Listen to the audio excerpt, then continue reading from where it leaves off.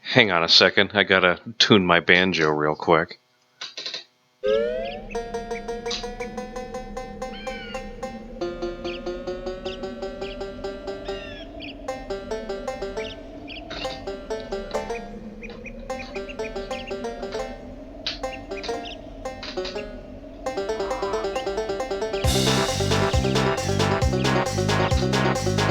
Alright, you couldn't see that, but I was air guitaring or air banjoing that entire time. Well, hello everybody, and welcome to a recording of me playing probably my favorite video game of all time, Banjo-Tooie. We will be skipping this opening cutscene because, well, you really want to watch it. There's only a couple thousand places on YouTube where you can go see that, because honestly, I'd really like to just get started. I guess I could start by giving you a general overview of what happened. Basically, at the end of the first game, Banjo-Kazooie, Gruntilda falls off of her thing and dies. Well, doesn't really die, she just makes a huge crater. Just a speed-up key to get through this annoying dialogue. So yeah, there's a crater. My goodness, it's still speed up. Dang. Alright, anyways. So yeah, there's a crater. Things happen to said crater. A big old machine thing that is really important right now comes in and demolishes the whole thing. And then also kills Bottles, which is a character from the original game. And oh my goodness, what on earth? Anyways, this fella's name is Klungo. He's not really that difficult of a boss. That's all I really have to say. He shows up 3 times. There's 3 different things that can happen. When you fight him, we'll see which one it is this time around. So he drinks a potion. Someday. Someday he'll drink a potion. Okay.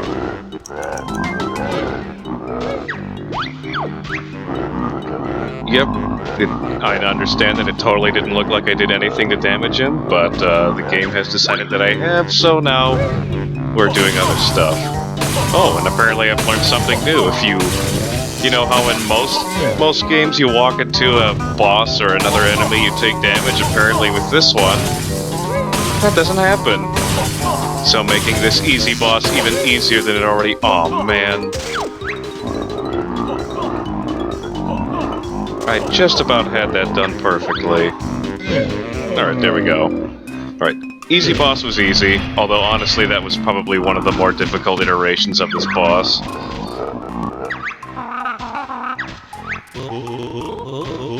So he goes off to Grunty, who is still alive, even though I did testify to the contrary just a few moments ago. Grunty's not dead, she's just missing a lot of her skin is all, you know, NBD. So anyways, then we move out, eventually. Oh wait, that's the exit. I mean entrance. That's how I got here, that's what I meant to say. So we move in here, and it turns out there was this entire giant island on the other side of Spiral Mountain, which you never knew was there until Banjo-Tooie came out. Aren't you thankful that they told you that? Loading screen. Alright, there we go. Yeah, this game is a little bit more glitchy than I was expecting. It wasn't necessarily easy to get running on an emulator in the first place, which most emulators are fairly plug and play, whereas this one, for whatever reason, had some sort of special copyright protection, which I didn't know was present until just recently. So, I guess, good on Rare, I guess. Oh wait, I don't think I even need to go in here. Oh, too late. Triggering another cutscene. Skip it? Nope. Oh, well maybe I can. Okay, there we go. First Jiggy for doing pretty much nothing. It's like a promissory Jiggy or something. Speed key. So yeah, this is the king of all the Jinjos. All the Jinjos are currently away.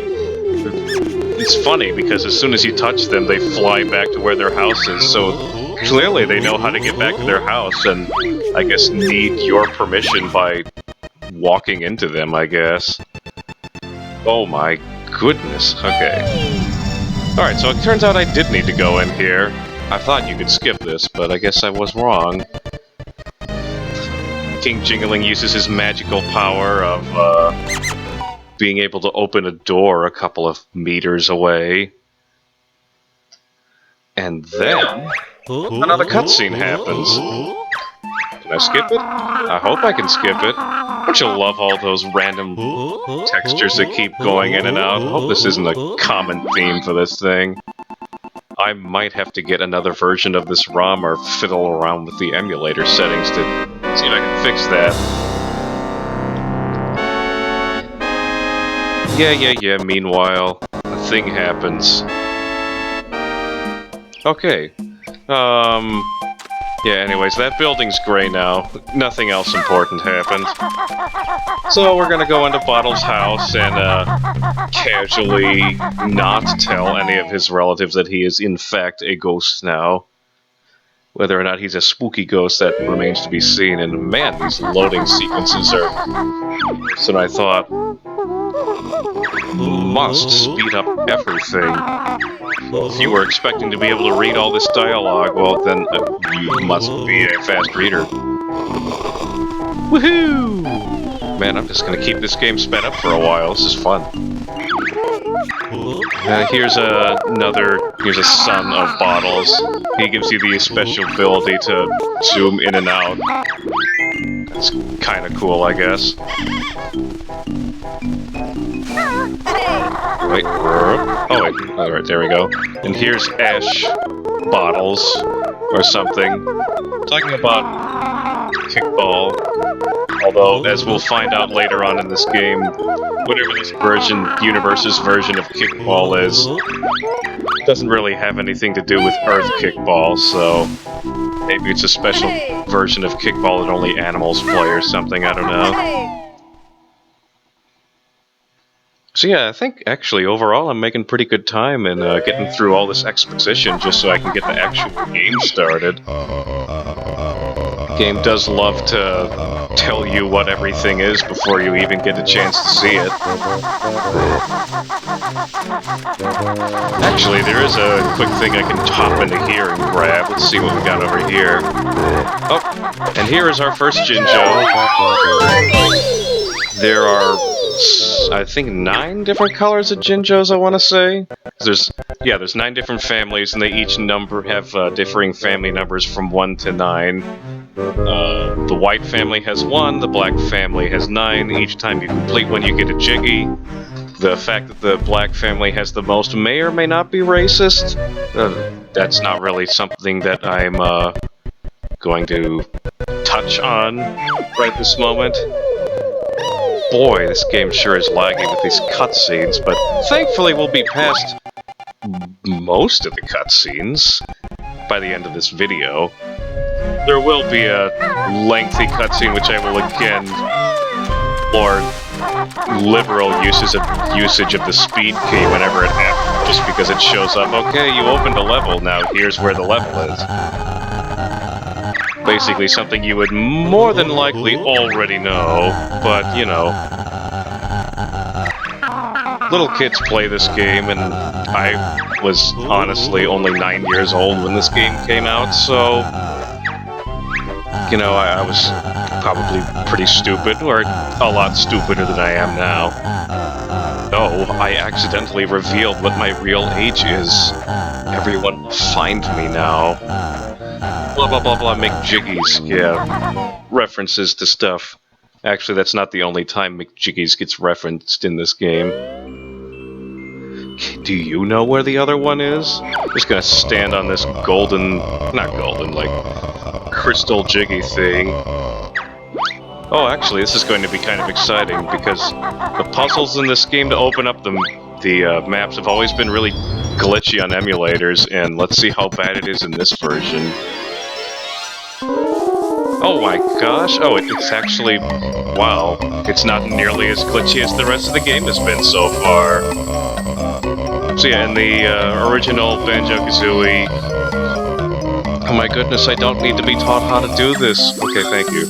Original Banjo-Kazooie, you would open up levels by putting jigsaw pieces and completing puzzles, but it was all automatically done for you and you just had to have the set number of pieces. In this game, however, each one is just its own little interactive puzzle. Okay, I take back what I said about everything being perfectly visible. It's still pretty glitchy, but not as glitchy as I've seen on some other people who have done recordings of this game. I don't know, I almost hesitate to use the term Let's Play, just because I'm not sure how often I'll be doing this, or how much of a recurring thing it'll be. It's just something I kind of felt like doing, and I had the materials necessary, and at least one person said they'd watch this video, so I was able to curb to that particular viewer's requests for what game to start with. I had a couple of different games I was thinking of, and wow, this is laggy. This is going to be a fairly substantially long game, but at this current time I'm not entirely sure if I plan on 100%ing it. I plan on getting most of the things.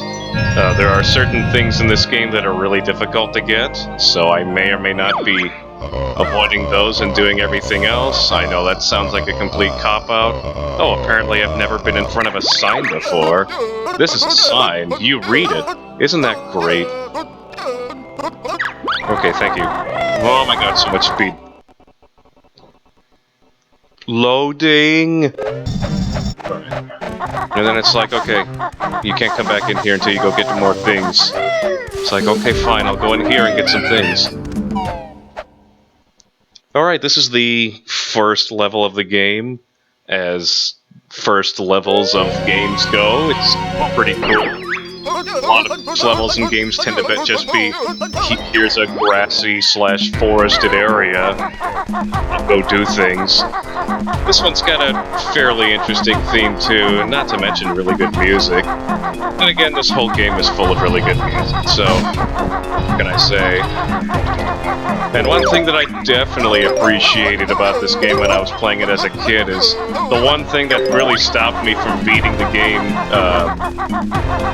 as a child, for the first game anyways, was you pretty much had to pick up every single note, and there were 100 of those suckers scattered around each level, and if you left the level without getting all 100 of them, you had to collect all 100 of them again. Yeah, no matter what you do, this metal silo will tell you to talk to it. So we'll talk. Oh, okay, I'm pressing B. What more do you want from me? Okay.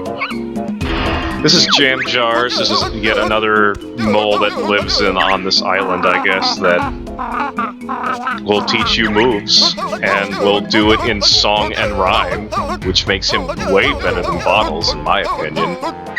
Plus, a lot of the new moves in this game are just so amazing. Maybe amazing is the wrong word. Have so much of the game built around them that you really start to wonder how anyone managed to beat the first game without any of these moves. So yeah, we're still talking. I'm speeding up because we're still talking.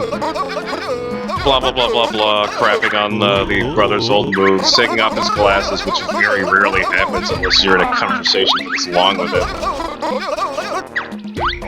Alright, here we go.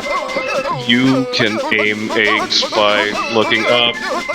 I'm really surprised that this wasn't a thing in the past. Yeah, get ready for more horrible renditions of songs like that from me. We just have to accept it.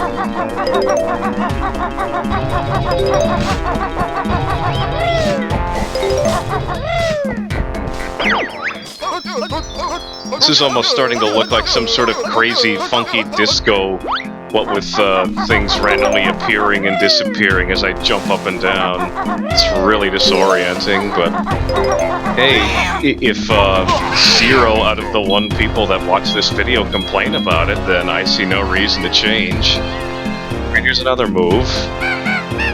Okay, why is he so picky? Alright. Perfect Dark was made around the same time as this game, so we put some Perfect Dark levels in this game. Yeah, controlling this will be really fun, for me at least. Personally, I mean, I know of people who use keyboard controls and do very well. However, I am not one of those people. I don't like keyboard controls, and instead I prefer to use controllers.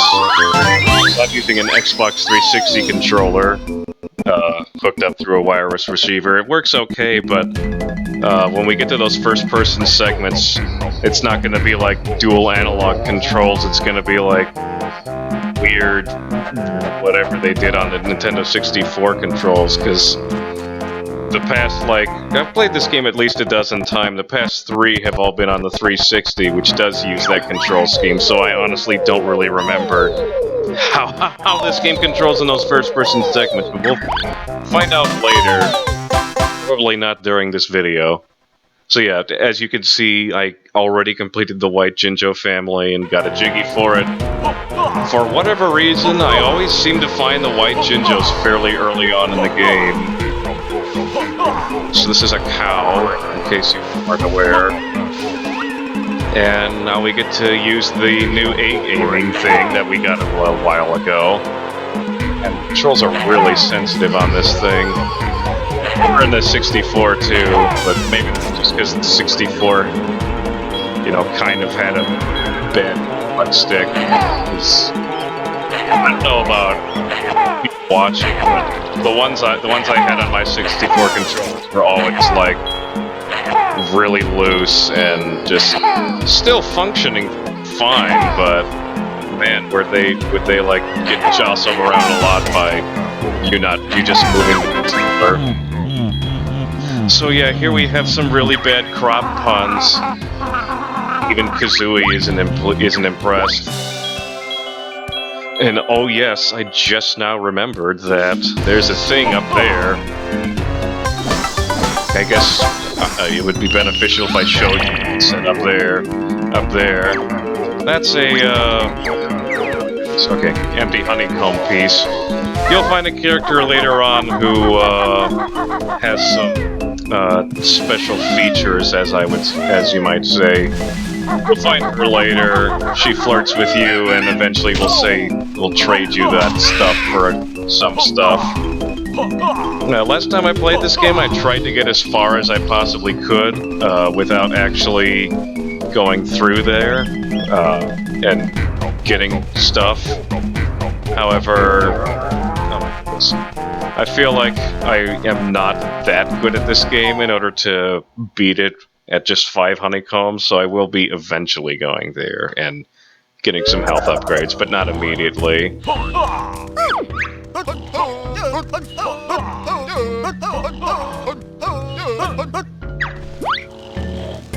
Alright, so this is Mumbo. Here's another cutscene that you'll have to watch in every single level. We just have to accept it. But one thing that was really cool when this game came out, or at least for me and other people that were playing the game for the first time, was, oh hey cool, Mumbo, who was a little side character in the first game, is now playable in this game. Although, admittedly, he can't really do that much. Yeah, mighty shaman zap stick. It's really kind of awful. You have to, like, hold that stick thing on your enemies for, like, a full second or so, and then they die, instead of, you know, you rolling into them, and then they fall over and die.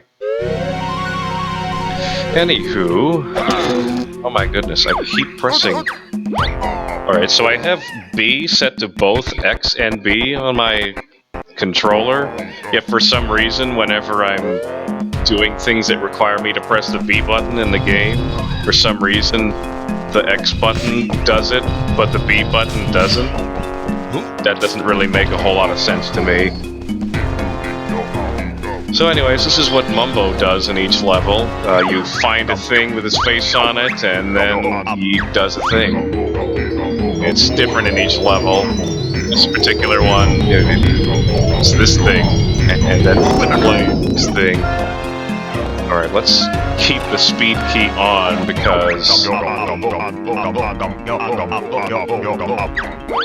yeah, this guy walks really slow. Alright, let's start by going up here. Also, you can do this, which is really fun. Gotta kick this thing open. Honestly, this thing isn't... Well, by thing I mean this whole game. Controlling as poorly as I was kind of expecting it to. After, you know, only a couple of weeks ago having been playing through the game on the 360.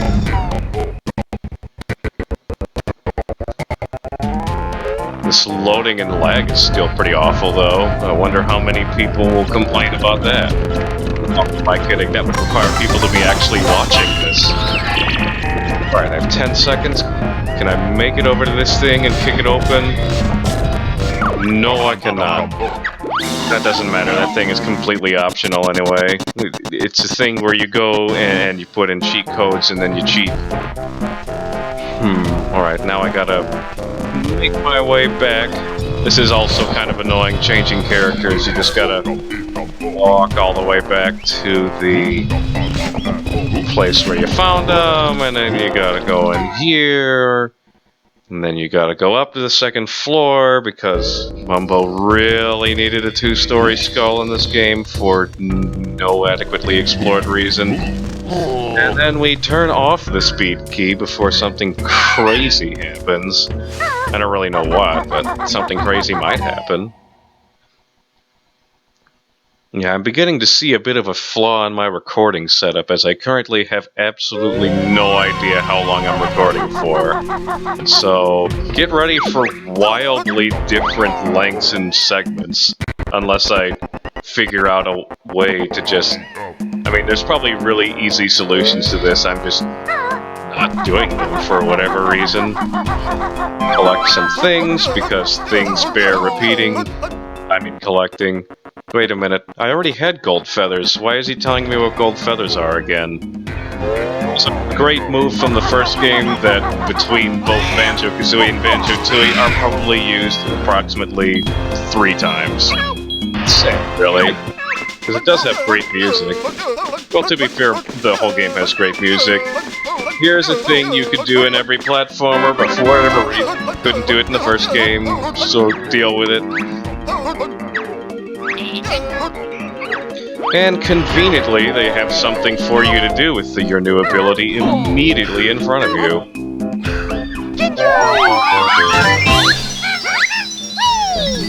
Goodness gracious. Use cat, kill a cat. I'm going to ignore that bouncing, glowy thing for the moment. And I'm gonna go up here. Avoid some stuff. Hopefully avoid some stuff. Alright. This tends to be one of the more annoying parts of the game, so why don't we get it over with now? I mean, with emulators there are a couple of more easy ways to do it, but I'm just gonna... dang it. So yeah. You gotta use your fancy schmancy analog stick to just barely inch your way forward. And so that way you'll just tiptoe across the grass without, you know, actually walking on it and making a sound. Gotta orient myself so that I'm just moving forward. Oh, turns out there was an easy way because my controller is a little broken, and if I push it upward and just leave it there, it'll be just slightly bent forward, so... Hooray for broken controllers. Not necessarily broken. My other 360 controller actually has the exact same problem, but this one only just recently developed this issue. Oh my goodness. Okay, screw it. I'm just going to ignore the thing that's over there. It's a non-essential pickup. It's a Cheeto page which allows you to be a cheater in that other thing that I said was optional a moment ago. Alright. I'm not really sure how much time I'm going on right now, like I said earlier, so... I'll do one more thing and then end the video on a not really cliffhanger, because enough of you know enough about this game that you know exactly what's going to happen, but some of you don't, and that's appealing, or something. Yeah, so, transformations were a thing in the first game, but they weren't in every level. In this game, they are in every level, and some people think the ones in this game are less imaginative. I actually think they're more imaginative because, I don't know, I guess I just like turning into inanimate objects. I guess I should say normally inanimate objects, but you get what I mean. What will it be? It's probably something. Okay, it's that something. Yeah, so we've got some statue things that are called stonies.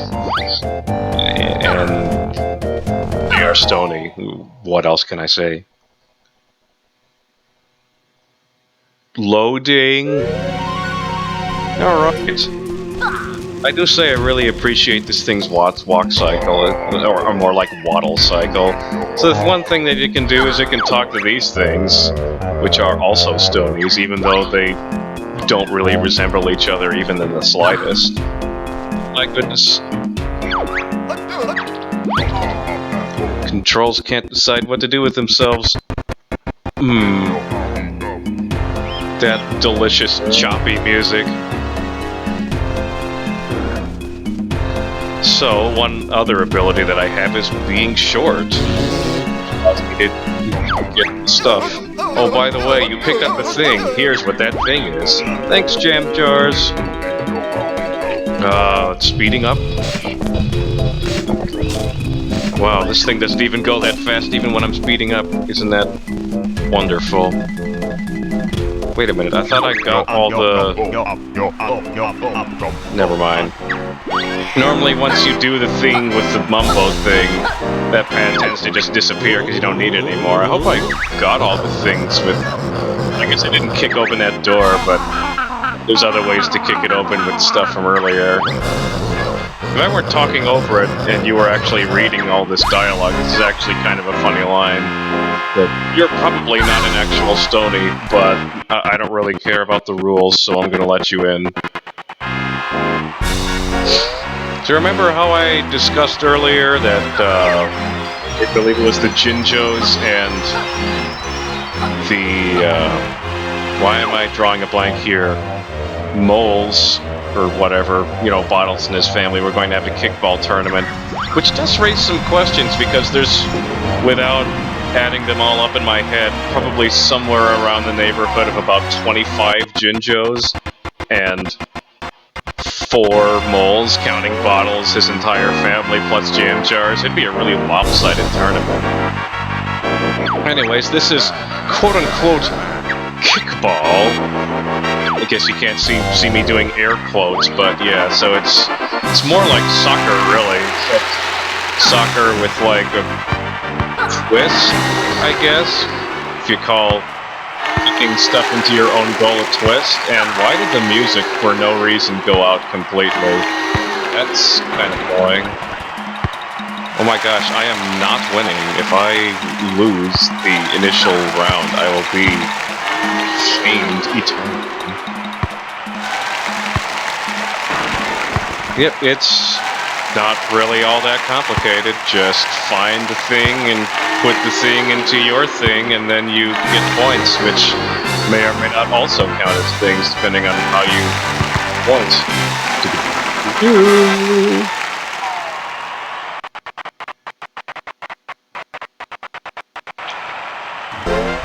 Alright, I think that's probably long enough for an opening segment. See you guys later.